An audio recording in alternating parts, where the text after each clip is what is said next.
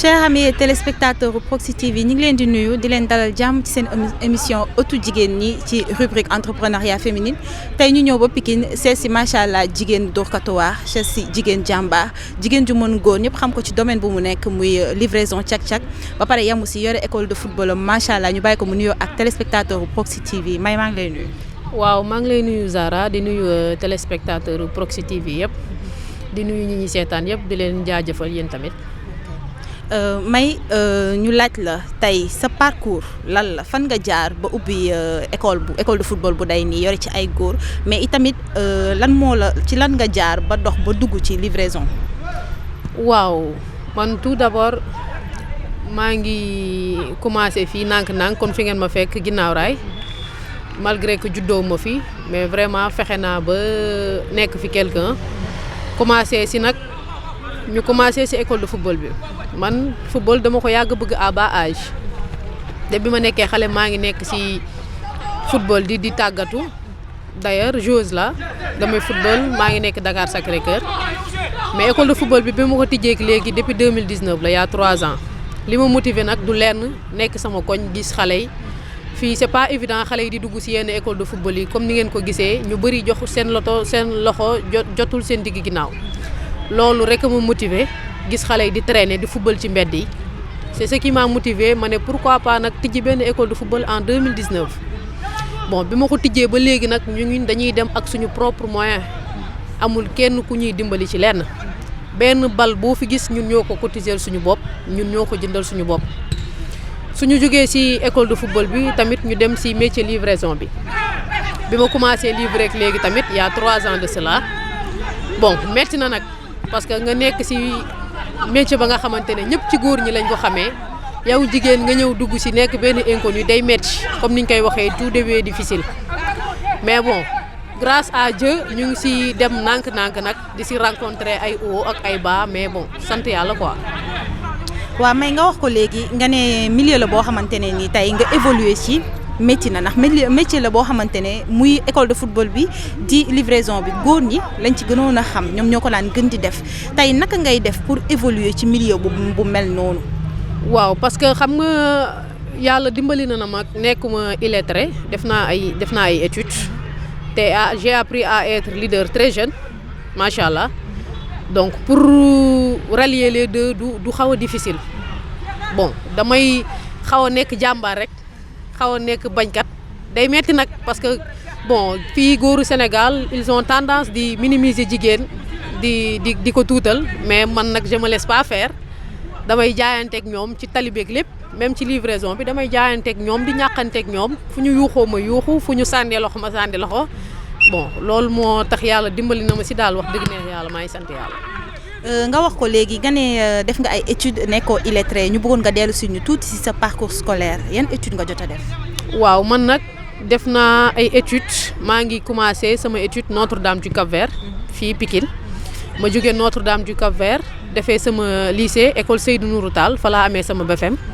bi ma jógee foofu defee terminal Gaston Berger waaw def naa ay études ba terminal nag te tamit j'ai eu pas mal de formation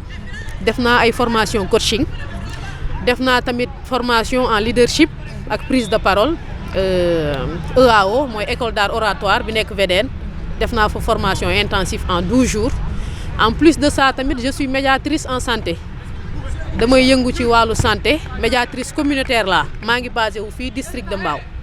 waaw loolu yëpp daal ñu ngi koy fexe di jaxase tuuti.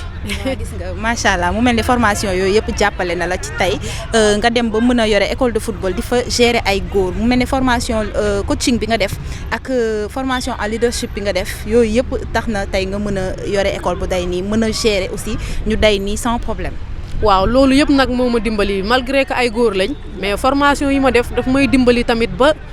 ñoom su ma nekkee ak ñoom duñu sax gis ne jigéen laa. dañuy jàpp ne góor moo leen yor duñ ma jéggi baat kenn mësuma ci dépassé macha allah lu ma leen wax tamit loolu la ñuy def parce que ñoom ñu ci bëri seeni parents dañ ma jël jox ma leen du ma leen yor nii rek par hasard ñu ci bëri xaaj bi yëpp la moitié daanaka seen parents dañoo ñëw ba sama kër jox ma leen ma yor leen ni ma leen di suivre fii ci terrain bi noonu laa leen di suivre tamit seen niveau études yi ku si nekk sa bulletin su génnee tey si suba fii ñu nekk nii si école APEX bi xaaj bi yëpp fii la ñuy jàngee tey si suba ëpp na 10 gosses yi nga xam ne man en personne maa dem jëli seen bulletin de note parce que tey lañ leen ko doon remettre parce que seen parents dañ ma bàyyee loolu vu que ay xale lañ te football lañ bëgg xale nag soo bëggee mu nangul la da nga koy xaw a xañ li mu bëgg du coup comme que football lañ bëgg léegi man mii seen encadreur dañ may woo ci loolu noonu pour ma gën a jàpp ci seen éducation loolu rek moo tax nag wax dëgg neex yàlla aw ma ci problème boobu ba léegi maa ngi ci sant yàlla ak ñoom daal. mais may du ñàkk ne milieu bi nga nekk muy milieu livraison bi wala école de football bi yëpp am na ay difficultés yoo xamante ne yaa ngi ko ciy jànkoontekool tey yan la boo ñu ko mënoon a wax tuuti. waaw du ci ñàkk nag parce que milieu école de football bi ma yor nii sooy soog a commencé day metti comme ni ma la ko waxee sànq ci njëlbeen doo am jàppale. nekk nañ benn 2 ans wala 3 ans laa koy mën a wax 3 ans ya nga xamante ne ñun ñooy demee ak suñu moyen bopp xam nga fii gars yi bëri na ay nit ña nga xamante ne yàlla dimbali nañ mais dañ lay seetaan balaa ñu la mën a jàppale ñu gis ne xëy na affaire baa ngi commencé dox ku nekk commencé bëgg see indi participation mais day metti nag bon malgré que ñu ngi commencé am tuuti jàppale tout récemment il y a 2 semaines la ñu signé benn partenariat ak waa Génération Foot di nuyu au passage le président Madi. bon def boobu ba léegi wax dëgg neex yàlla seetaanuñu moom tamit mi ngi dugal loxo bu baax ci école de football bi su ma jógee loolu tam ñëw ci milieu livraison bi bon milieu livraison bi moom chaque jour doo jug ci gis la metti parce que livraison dafa metti pour nga def ko foog nga am xol foog nga laabiir du ci ñàkk des fois clients yi xam nga sama mbokk jigéen ñi dañoo féex dañ lay yuuxu di la gëdd wala di la kii yenn yi mais nag man maay ànd ak xam ne man maa bëgg te tamit man maa bëgg a indépendante parce que fii Sénégal pour nga wax ñu dégg la foog nga mënal sa bopp foog que tu sois indépendante man maay teel a xam li ma bëgg xam ne dama bëgg a teel a indépendante à bas âge moo tax luñ ma def rek garaawul dama naan ça passe quoi man comme ni ma la ko waxee rek man dama teel a forger sama bopp bien vrai que jigéen laa mais dama teel a yor mentalu góor en fait parce que fii dañuy jàpp ne góor rek moo dëgër góor rek moo mën a supporter du coup nag man dama teel a def loolu sama bopp moo tax amana yi ñëw nii yëpp du xaw a difficile pour ma obstacle yi pour ma jàll ci day yomb. macha allah xanaa may nga wax ñu rek benn anecdote loo xamante ne peut-être mës nga ko dund muy ci milieu livraison bi wala ci école de football loo xam ne ba tey soo ko fàttalikoo amaana dina la def ay ree def la mbégte wala mu def la xol bu naqari tuuti. waaw milieu école de football bi nag li ma siy dund boobu ba léegi xanaa li ma signé rek comme ni ma la ko waxee sànq partenariat bu ma signé tout récemment ak Génération Foot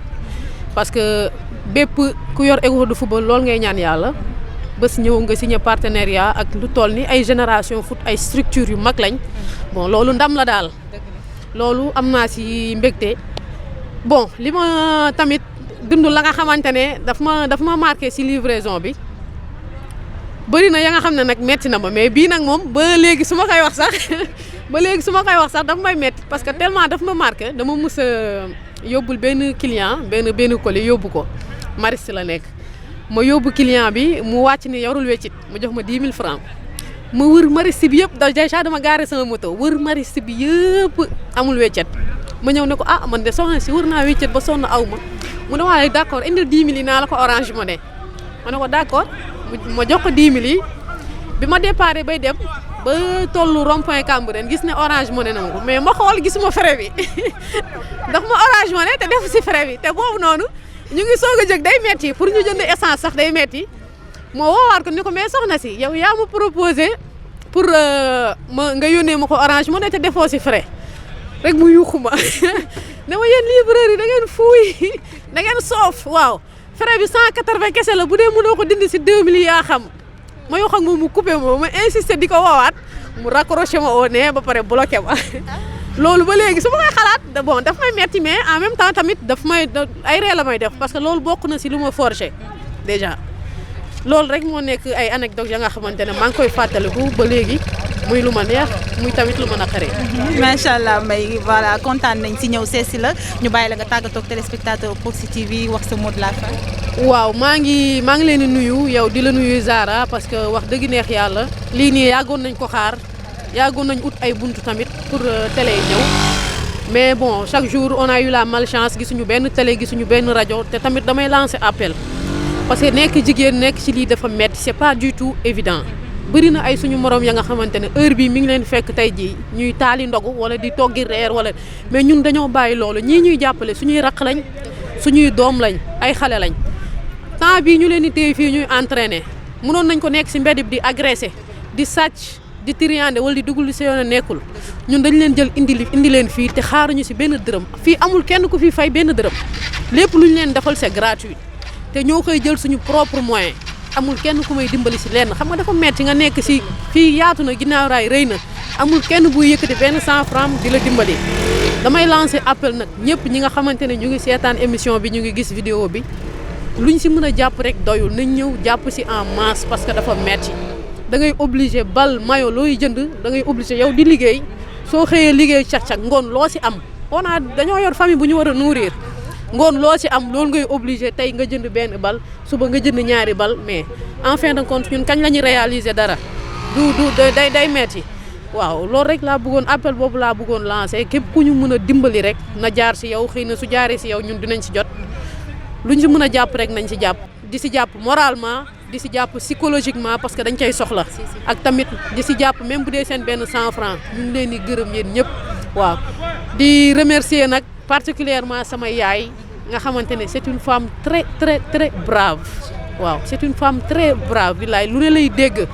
parce que nga ne yor doom bu jigéen ba pare muy def ay métier góor rek lu ne ngay dégg sa doom bi comme góor sa doom bi comme lii mais xam nga rek moom mu def sourde oreille wax dëgg neex yàlla jigéen ju jàmbaar la maa ngi koy remercier bu baax a baax te xam ne lii yëpp moom la luy jiiñ njaag mooy njaag di remercier itam sam papa xam nga moom tam mi ngi siy jàpp lu mu mën wax dëgg neex yàlla jàmbaar la di remercier toute la famille Bamba